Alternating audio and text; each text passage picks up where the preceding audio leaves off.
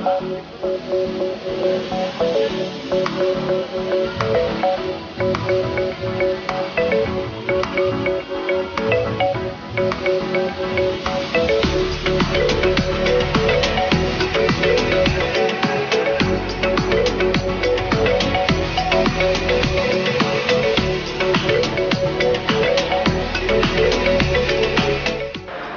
वसन्ता प्रकृतिजी। नमस्कार हजुर। आराम हुनु?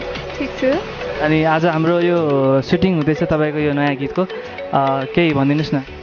यसमा हाम्रो यो वसुन्धराको इन्द्रेणी पार्टीपालेसँग सुट भइरहेको छ होइन। यसमा चाहिँ अभिनयमा हाम्रो निता ढुङ्गानाजीले मोडलिङ गर्नुभएको छ होइन, अनि उहाँले लिड गर्नुभएको छ र यसमा हाम्रो शिव विकजी सरले डाइरेक्सन गर्नुभएको छ। हाम्रो निताजी यही हुनुहुन्छ, एकचोटि निताजी पनि आउनुहोस् प्लिज।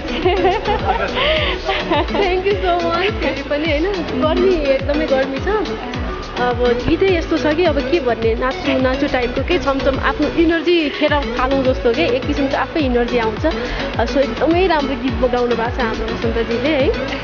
र धेरै टाइम पश्चात हामीले अगाडि पनि धेरै काम गर्ने कोसिस गरेको, तर टाइमको कारणले नभ्याएर अहिले पनि बल्ल बल्ल मिलाएर र साथसाथै उहाँले गीत पठाउनुभयो।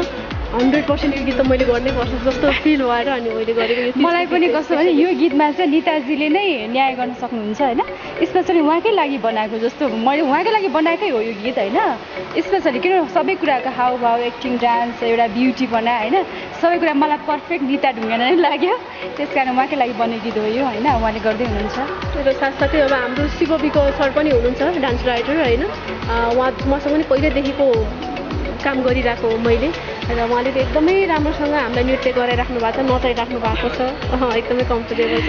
गीत सबभन्दा राम्रो चाहिँ गीत राम्रो छ। यसमा निताजीको अभिनय र डान्स त झन् यति राम्रो छ कि अब एकचोटि दर्शक श्रोताले हेरिसकेपछि होइन यसको 100% अब कस्तो रिजल्ट छ हजुरहरूले नै भन्नुपर्ने हुन्छ होइन। हामीले चाहिँ भरपुर कोसिस गरिरहेको छौँ। स्पेसली हाम्रो निताजीले चाहिँ धेरै मिहिनेत गरिराख्नु भएको छ न्याय गर्नको लागि। कतिको एक्सपेक्टेसन छ त तपाईँलाई? अब काम राम्रो गर्ने कोसिस गर्ने हो हामीले होइन। अब रिजल्ट चाहिँ दर्शकको हातमा। केही भनिदिनु नि त दर्शकहरूलाई तपाईँको तर्फबाट।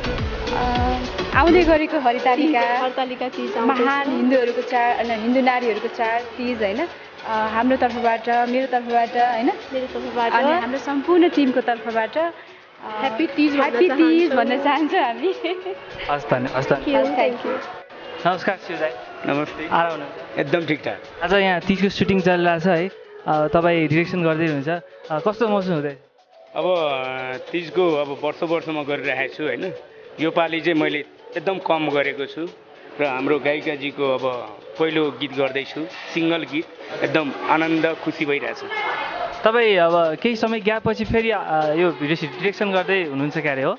होइन, अब भिडियो ग्याप भन्दा पनि मेरो कन्टिन्युटी छ, तर मैले थोरै गरेछु ग्याप भन्दा पनि। र बिचमा म फेरि युरोप पुगेको थिएँ, त्यो कारणले गर्दाखेरि 1 महिना चाहिँ ग्याप थियो। थोरै तर क्वालिटी दिने प्रयास गर्नुहुन्छ? राम्रो गरौँ र थोरै गरौँ, मिठो खाउँ भन्ने सोच। उहाँ आज हाम्रो वसन्ताजीको गीतको भिडियो बनाउँदै हुनुहुन्छ, के छ उहाँसँग अनुभव, कस्तो छ तपाईँको? अब उहाँसँग अब हाम्रो पहिलो सहकार्य हो होइन, र उहाँको गीत मलाई पनि मन परेको छ र अलिकता फरक पनि छ अहिलेको तीजको माहौलमा।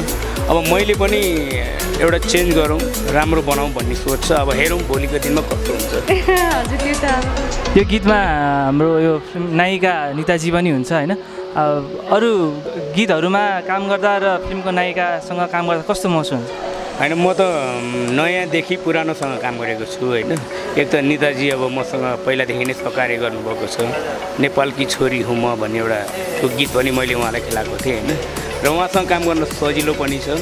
र यो गीतलाई उहाँ नै फिट हुन्छ, एउटा राम्रो डान्स गर्ने केटी नै उहाँलाई राखौँ भनेर हामी दुईजना सल्लाह भएर यो सहकार्य अगाडि बढाएको।